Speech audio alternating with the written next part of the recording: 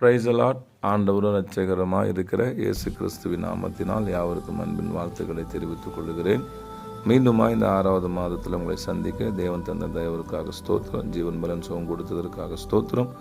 நான் நம்புகிறேன் இந்த 5 மாதம் உங்களையும் ஆண்டவர் நடத்தி வந்திருப்பார், உங்களையும் ஆண்டவர் பாதுகாத்து ஆசீர்வதித்து வந்திருப்பார் என்பதை விசுவாசிக்கிறேன்.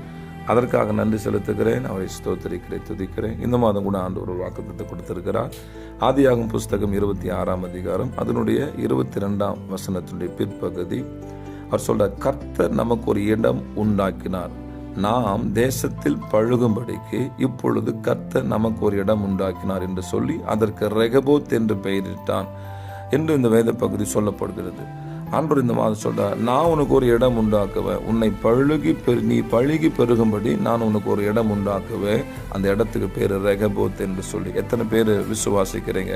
நிறைய பேருடைய வாழ்க்கையில் ஒரு பேசியஸ் எனக்கு இல்லை, ஒரு பிளேஸ் எனக்கு இல்லை, எனக்குன்னு ஒரு ரெஸ்பெக்ட் இல்லை, எனக்குன்னு ஒரு மரியாதை இல்லை, எனக்குன்னு வாழ்வதற்கான ஒரு எந்த சோர்ஸோ எந்த வழியும் இல்லை, என் குடும்பத்தில், என் உறவுகளில், என் நட்புகளில், நான் வாழ்கிற பகுதியில் இப்படி நிறைய மனக்குமுறலோடு கூட நீங்கள் இருப்பீர்கள். ஆனால் பரிசுத்த தெய்வம் உங்களோடு கூட தான் இடைப்படுகிறார். எனக்குன்னு ஒரு பேசியஸே இல்லைங்க, எந்த ஒரு இடமும் எனக்கு இல்லைங்க, என் வாழ்க்கை எல்லாம் அடைக்கப்பட்டிருக்கிறது, என் சந்தோஷம் எல்லாம் அடைக்கப்பட்டிருக்கிறதுங்க, என்னுடைய ஆசீர்வாதம் எல்லாம் அடைக்கப்பட்டிருக்கிறது, எல்லாமே முடிஞ்சு போச்சு நினைக்கிற உங்களுக்கு தான் ஆண்டு சொல்றார், நான் உனக்கு ஒரு இடத்தை உண்டாக்கி தருவேன், நான் உனக்கு ஒரு இடத்தை உண்டாக்கி தருவேன், அந்த இடத்துல உன் சந்தோஷம் பெருகும், உன் சமாதானம் பெருகும், உன் ஆசீர்வாதம் பெருகும், உன் நிம்மதி பெருகும், நீ இடங்கொண்டு பெருகுவா என்று வேதம் சொல்லுகிற வார்த்தைக்கு ஏற்ப ஒரு பெருக்கத்தை கர்த்தர் எதெல்லாம் குறைவுபட்டு இருக்கிறீங்களோ, எதெல்லாம் எந்த இடத்துலலாம் அவமானப்பட்டு நிந்தைப்பட்டு இது எனக்குண்டானதில்லை எனக்குண்டானது என்று குமுறலோடு இருக்கிறீங்களோ அத்தனையும் கர்த்தர் மாற்றுவார். ஈசாக்குடைய வாழ்க்கையில